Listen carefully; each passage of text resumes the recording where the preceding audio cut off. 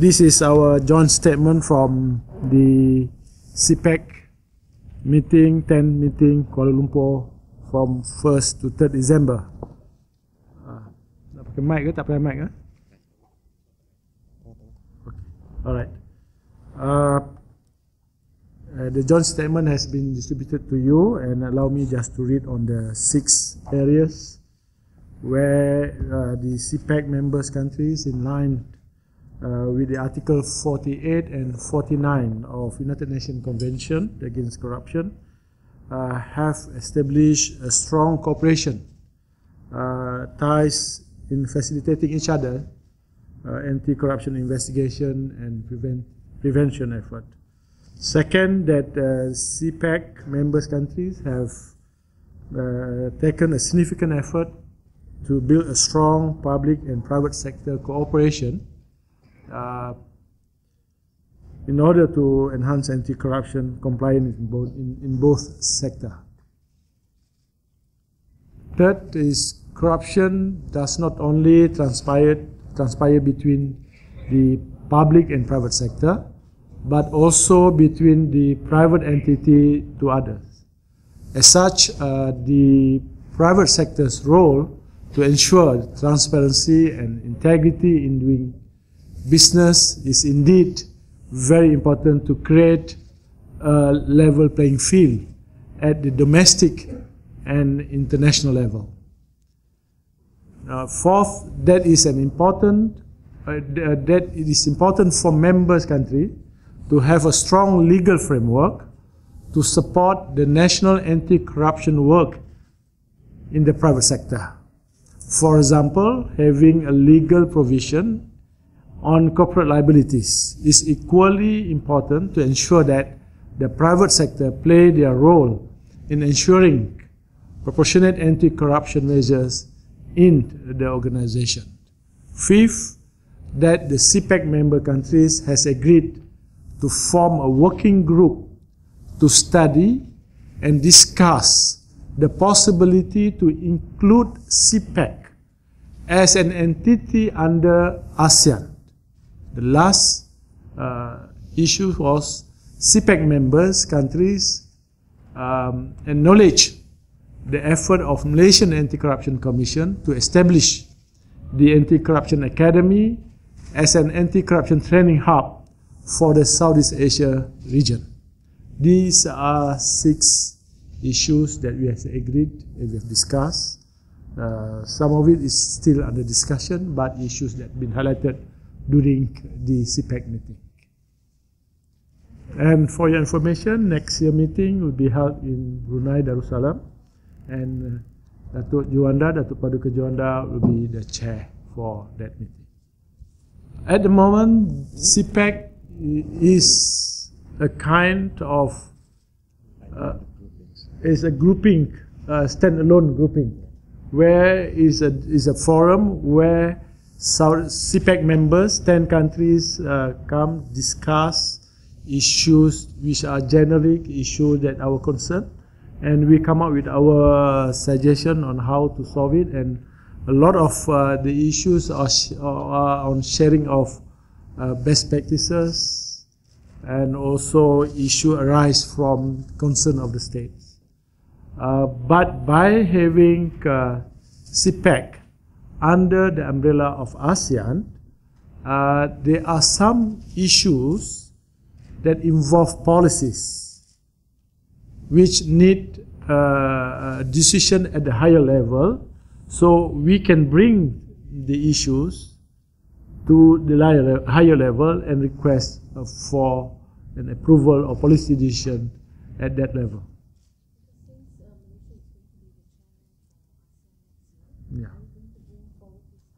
Yeah, we try to bring it as fast as possible, and especially during Kuala Lumpur become the host for the next ASEAN meeting. The structures and all that only will be determined after the discussion. What we agreed is to discuss on the issue, to discuss the possibility of putting CPAC under ASEAN. So how it's going to be, how it's going to be organized, the structure and all that, yet to be confirmed. as I said earlier, there are issues may cut across all members and need a kind of policy decision at the higher level, where the head of the state need to make a policy or a decision to it. So that's why we believe that there are certain matters that can be discussed at the ASEAN level. That's why we are in the midst of discussion. We are not saying that we are in the midst of discussion to look into possibility that to bring it under ASEAN. Yeah, immediately after this, we are looking into next meeting. We call it working group committee. Will be set up, and we'll discuss on the issue. The study, if you look at recent study by KPMG, I think was released. Cannot remember the recent one. KPMG on studies. Issue of corruption has been included, and they found that issue of corruption in private sector is something that we have to look seriously. That's why it's not only in Malaysia but also in many other countries. As I said earlier, we're talking about 20 years ago, a lot of services been provided by the government, but due to privatization and so on, many of the government services has been taken over by the private sector, and these services involve billions of ringgit. And that's why if we wanted to address corruption, we should not only address corruption in the public sector, but also we have to address corruption in the private sector. For MACC, we have started looking into corruption in the private sector for quite numbers of years. What we did was, for the past 3 years, we give concentration on capability and capacity building for MACC. Kita mula memperbanyakkan, mempertekadkan keupayaan kita, especially at our human resource. We get professional services and we bring people who have experience in the private sector.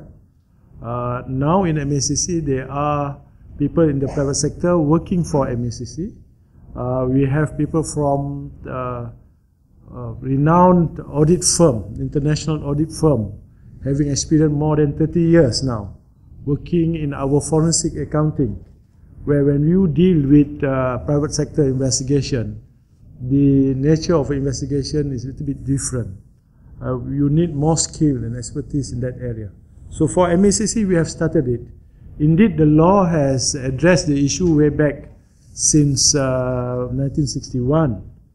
But for the purpose of to improve the way we address the investigation and prevention, that's why we bring new blood, new expert in the country. And we are also, as you know, that the minister has said it clearly, the public, that Malaysia are looking into having a provision for corporate liability, where the minister said that we need to have a law where companies are liable when they allow the company to pay bribes.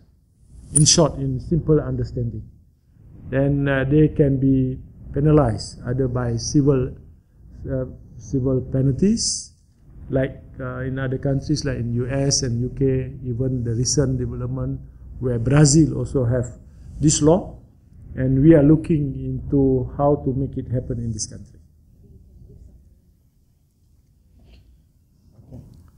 I think we are taking home the outcome of this meeting that we had. I think there are three important pointers that we can take back.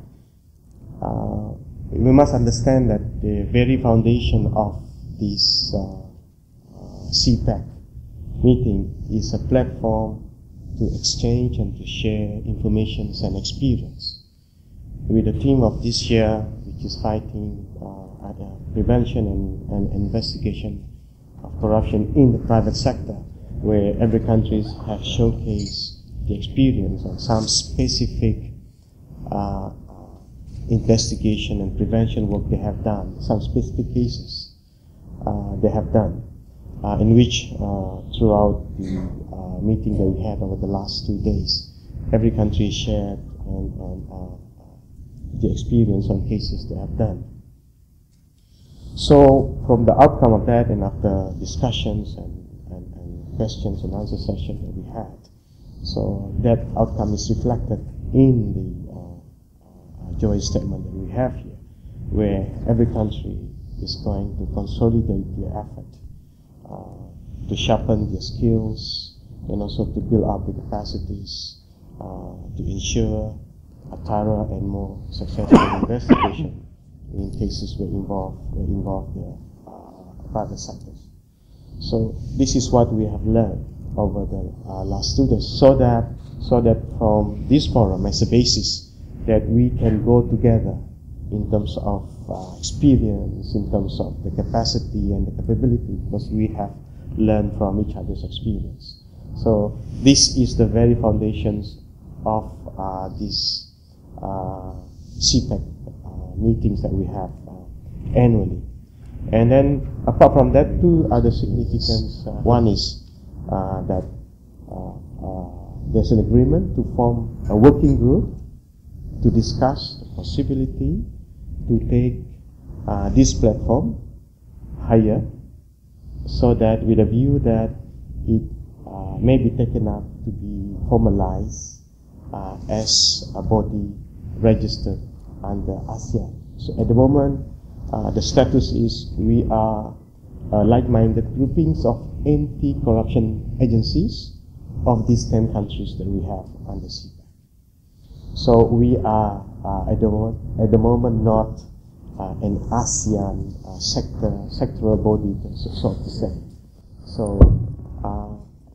So there is an opportunity here, as expressed by SPRM, that with Malaysia hosting ASEAN next year, this is one of the possible proposal that can be made, but that will be subject to the outcome or the consensus that may be obtained from the outcome of the working group meeting.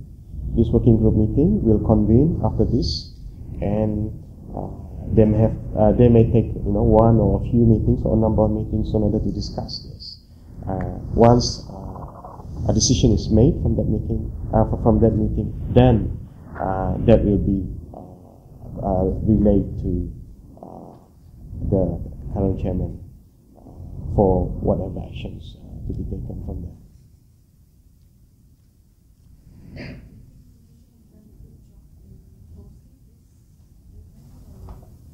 I think Malaysia has done an excellent job in preparing. I think the hospitality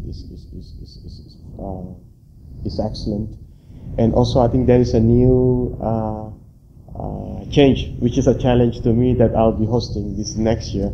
There's a forum actually put in as a starting of this meeting. We have a number of meetings similar like this one, hosted by the other members over the years. This is in fact the 10th meeting, and then in this meeting there are more high-level events that was actually prepared and put in the program. One was the opening, where it was officiated by a minister, and followed with there were 2 forums discussing on 2 important topics that was done yesterday.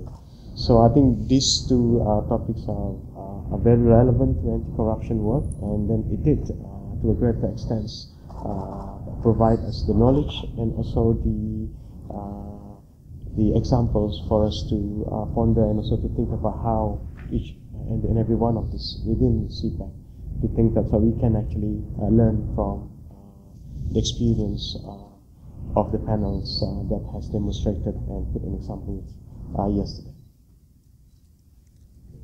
All right. Okay. Thank you very much.